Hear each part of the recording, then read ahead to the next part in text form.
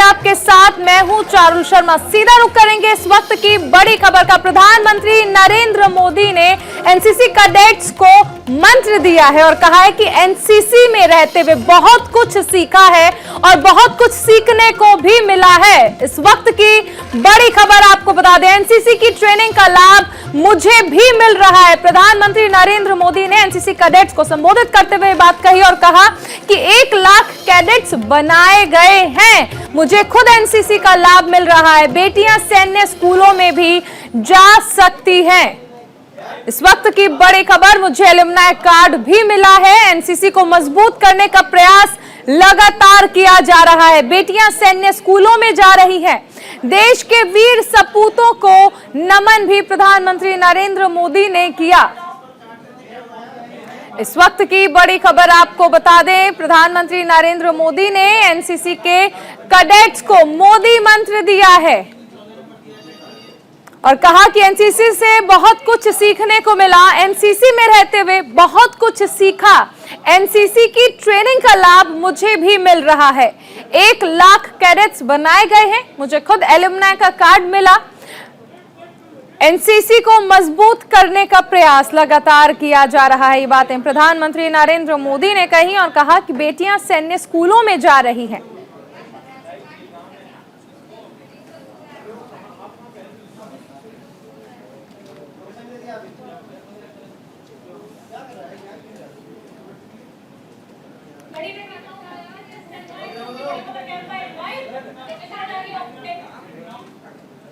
एक और बड़ी खबर आपको बता दें, पश्चिमी उत्तर प्रदेश के दौरे पर हैं उत्तर प्रदेश के मुख्यमंत्री योगी आदित्यनाथ और यहां वो डोर टू डोर कैंपेन करने वाले हैं। जी हां, मुख्यमंत्री योगी आदित्यनाथ पश्चिमी यूपी के दौरे पर हैं और आपने देखा कि कल खुद देश के गृह मंत्री अमित शाह मथुरा पहुंचे थे। और अगर देखें तो यहां पर ये मेरठ की तस्वीरें हैं। यहां पर कोविड को लेकर जो स्थिति है उसका जायजा ले रहे हैं, अस्पतालों का निरीक्षण भी कर रहे हैं मुख्यमंत्री योगी आदित्यनाथ। तो मेरठ की ये तस्वीरें हैं, यहां पर डोर टू डोर कैंपेन का कार्यक्रम है और इसके साथ ही यहां पर अस्पतालों का निरीक्षण कर रहे हैं। कोरोना को लेकर क्या तैयारियां की गई है उसका भी जायजा ले रहे हैं। तो मुख्यमंत्री योगी आदित्यनाथ मेरठ में हैं और यहां पर डोर टू डोर कैंपेन का कार्यक्रम भी रखा गया है। इसके साथ ही अस्पतालों का निरीक्षण करने का भी कार्यक्रम रखा गया है। पश्चिम उत्तर प्रदेश को लेकर इस वक्त हर सियासी दल काफी अलर्ट नजर आ रहा है। प्रथम चरण में यहां पर चुनाव होना है। लगातार पश्चिमी उत्तर प्रदेश में बड़े नेताओं के दौरे हैं। कल गृह मंत्री अमित शाह ने मथुरा में डोर टू डोर कैंपेन किया।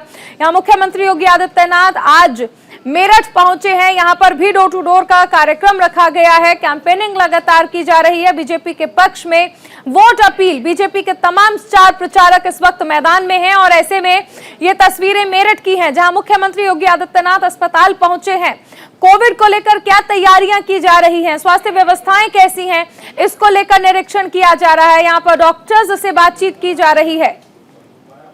सीधी तस्वीरें मेरठ से मुख्यमंत्री योगी आदित्यनाथ की आप देख रहे हैं। ये मेरठ का जिला मेडिकल कॉलेज है जहां पर पहुंचे हैं मुख्यमंत्री योगी आदित्यनाथ और यहां पर बातचीत की जा रही है और ये जानने का प्रयास कि आखिर किस तरह से कोविड को लेकर इंतजामात जो हैं वो अस्पतालों में किए गए हैं। यहां मेरठ में मुख्यमंत्री Yogi Adityanath door to door campaign भी करेंगे और लोगों से वोट अपील करने वाले हैं। पश्चिमी उत्तर प्रदेश में प्रथम चरण में चुनाव होना है और ऐसे में बहुत ज्यादा पश्चिमी उत्तर प्रदेश में बीजेपी के जो स्टार प्रचारक हैं वो दौरे कर रहे हैं। थोड़ी ही देर में आपको बता दें कि अखिलेश और जयंत भी एक संयुक्त प्रेस कॉन्फ्रेंस करेंगे, लेकिन उससे पहले मुख्यमंत्री योगी आदित्यनाथ मेरठ में पहुंचे हैं और यहां पर कुछ बातचीत वो मीडिया से करने वाले हैं। मेरठ में यहां पर अस्पताल का जायजा लेने के लिए वो पहुंचे हैं। क्या तैयारियां उन्होंने देखी, किस तरह के इंतजामात हैं, कोविड को लेकर कितनी तैयार हैं मेरठ की स्वास्थ्य व्यवस्था, इन तमाम चीजों पर मुख्यमंत्री योगी आदित्यनाथ ने अपनी नजर बनाई, अस्पताल का निरीक्षण किया और अब यहां पर मुख्यमंत्री योगी आदित्यनाथ बातचीत कर रहे हैं और मीडिया को संबोधित कर रहे हैं। पश्चिमी उत्तर प्रदेश के दौरे पर हैं सीएम। कोरोना के प्रथम और द्वितीय वेव के दौरान प्रधानमंत्री मोदी जी के नेतृत्व में और उनके मार्गदर्शन में पूरे देश ने कोरोना में जीवन और जीविका दोनों को बचाने में बड़ी भूमिका का निर्वहन किया।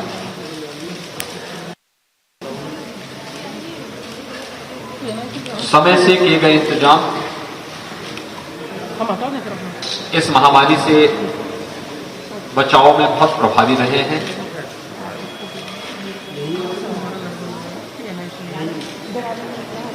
यद्यपि दुनिया के अंदर बड़ी बड़ी ताकतें इस महामारी के सामने पस्त हुई हैं,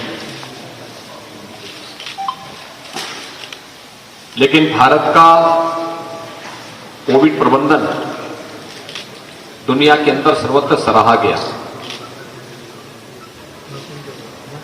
देश की सबसे बड़ी आबादी के राज्य उत्तर प्रदेश में भी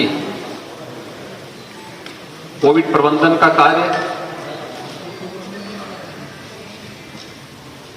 भारत सरकार के साथ मिलकर के उत्तर प्रदेश सरकार ने प्रभावी ढंग से आगे बढ़ाया और इस दौरान बहुत सारे मॉडल भी खड़े किए,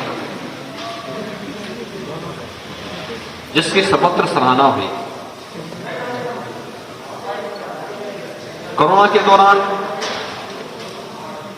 उत्तर प्रदेश के पास सबसे बड़ी चैलेंज थी, सबसे बड़ी आबादी का राज्य था। बड़ी संख्या में, लाखों की संख्या में माइग्रेंट लेबर भी उत्तर प्रदेश के अंदर वापस अपने घरों को आए थे। उनका व्यवस्थित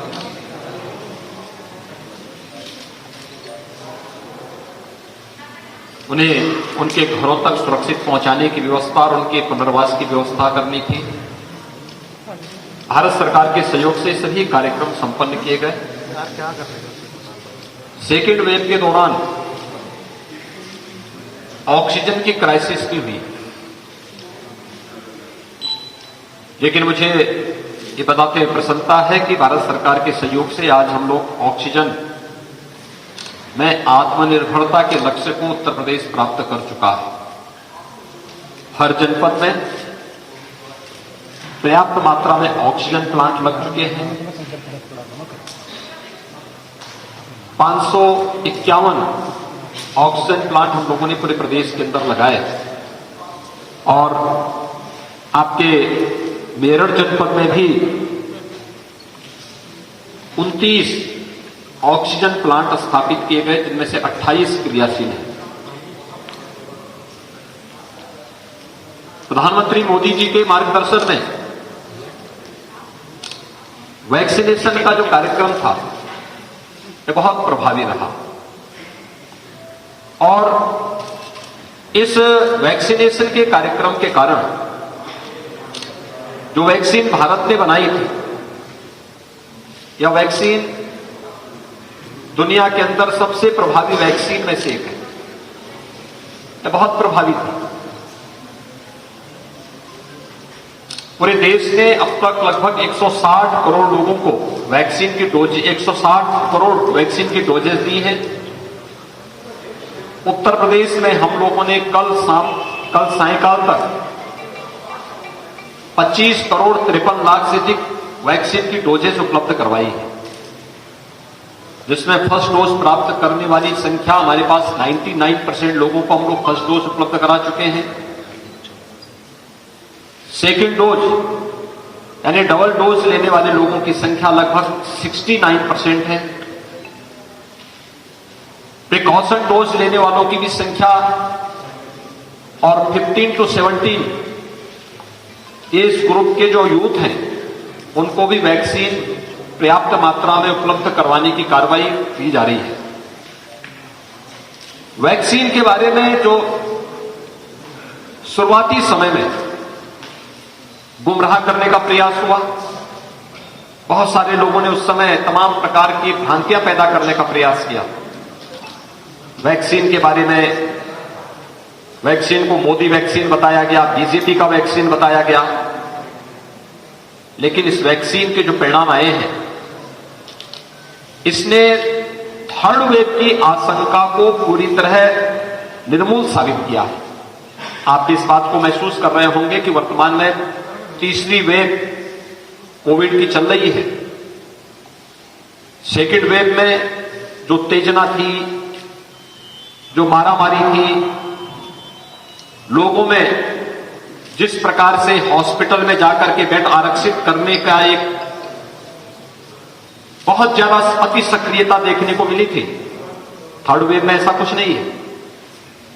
यानी प्रदेश के अंदर भी और मेरठ के अंदर भी मैं इस बात को देख रहा था कि मुश्किल से 1 से 1.5% लोग ही हॉस्पिटल में आए हैं, और वे भी हॉस्पिटल में वही लोग हैं जो पहले से किसी गंभीर बीमारी से ग्रसित हैं। शेष लोग होम आइसोलेशन में इस सुविधा का लाभ ले रहे हैं और आराम से वहां पर निगरानी समितियों की देखरेख में इंटीग्रेटेड कोविड कंट्रोल सेंटर के माध्यम से उनसे निरंतर संपर्क करते हुए, संवाद बनाते हुए उन्हें उपचार की सुविधा उपलब्ध करवाई जा रही है।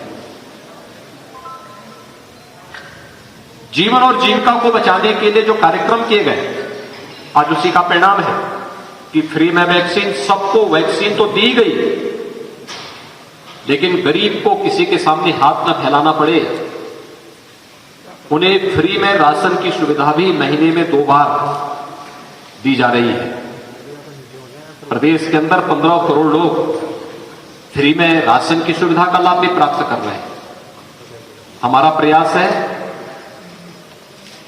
कि 31 जनवरी तक हम प्रदेश के अंदर 100% लोगों को फर्स्ट डोज उपलब्ध करवा दें। यानी वैक्सीन की एक डोज भी कोरोना महामारी के खतरे से 75% तक बचाव का रास्ता निकाल सकती है। और जो आंकड़े आए हैं, ये बहुत चौंकाने वाले आंकड़े हैं। इसी प्रकार से जिसने डबल डोज का कवर ले लिया है, उसको सुरक्षा कवच बहुत अच्छा प्राप्त हो चुका है। ये देखने को मिला है कि बहुत कम लोग फिर इससे, या तो अगर संक्रमण की चपेट में आए हैं तो संक्रमण बहुत माइल्ड रहा है। हमारा प्रयास है कि अगले 10 दिन के अंदर थर्ड वेव भी पूरी तरह नियंत्रित होकर के एक सामान्य स्थिति को हम बहाल करेंगे। और इसीलिए हम लोगों ने फर्स्ट वेव के दौरान लॉकडाउन और कोरोना कर्फ्यू को छोड़ दिया जाए तो शेष सामान्य जनजीवन को हम लोगों ने सामान्य रूप से चलने दिया। वर्तमान में केवल नाइट कर्फ्यू है, वैक्सीनेशन और बच्चों को संक्रमण से बचाने के लिए स्कूल कॉलेजेस बंद किए गए हैं, लेकिन बहुत शीघ्र वे भी प्रारंभ होंगे। और मेरा विश्वास है कि भारत सरकार के मार्गदर्शन में, प्रधानमंत्री मोदी जी के मार्गदर्शन में कोविड प्रबंधन के इस कार्यक्रम को हम मजबूती के साथ आगे बढ़ाने में हमें मदद मिलेगी। जनपद मेरठ में भी अब तक 41 लाख से अधिक वैक्सीन की डोजेज उपलब्ध कराई जा चुकी हैं। जनपद मेरठ को भी इस बारे में बताया गया है कि जो लोग अभी भी वैक्सीन लेने में संकोच कर रहे हैं, उनको इसके परिणाम के बारे में बताना चाहिए। व्यापक जागरूकता पैदा किए जाने की आवश्यकता है और प्रयास हो कि अगले 1 सप्ताह 10 दिन के अंदर यहां पर भी सभी लोग वैक्सीन की फर्स्ट डोज ले लें। सेकेंड डोज इलेक्शन के पहले 75% लोगों को हम सेकेंड डोज भी उपलब्ध करवा दें। ऐसे ही प्रिकॉशन डोज 60 साल से ऊपर के जो बुजुर्ग हैं, जो किसी बीमारी से पहले से ग्रसित हैं, या हेल्थ वर्कर्स हैं, कोरोना वॉरियर्स हैं, उन सबको प्रिकॉशन डोज भी उपलब्ध करवा लें। यह थर्ड वेव से घबराने की आवश्यकता नहीं, बल्कि सतर्कता और सावधानी की आवश्यकता है। पब्लिक प्लेस पे निकले तो मास्क लगा करके चलें, भीड़ भाड़ में जाने से बचें। बीमार लोग, बुजुर्ग लोग, गर्भवती महिलाएं, कमजोर इम्यूनिटी के लोग, बच्चे अनावश्यक बाहर न निकले।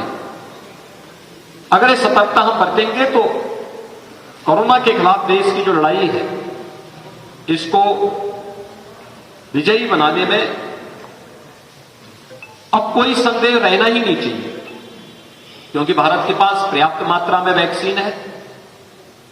भारत के पास एक लंबा अनुभव भी हो चुका है और बेहतरीन कोरोना प्रबंधन के माध्यम से भारत ने दुनिया के सामने कुछ मॉडल भी रखे हैं और मुझे विश्वास है कि कोरोना प्रबंधन का यह कार्य सरकार, प्रशासन, हेल्थ वर्कर, कोरोना वॉरियर्स, जनता जनार्दन, ये सभी लोग मिलकर के कोरोना को परास्त करने के प्रवर्तमान अभियान का हिस्सा बनेंगे और मुझे विश्वास है कोरोना हारेगा और भारत जीतेगा।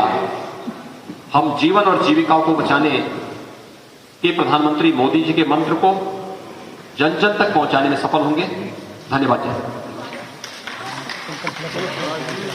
पहुंचा देंगे प्लीज। मुख्यमंत्री योगी आदित्यनाथ को आप सुन रहे थे। मेरठ में अस्पताल का निरीक्षण करने के बाद उन्होंने बताया कि कोविड को लेकर सरकार ने किस तरह से इंतजामात किए हैं।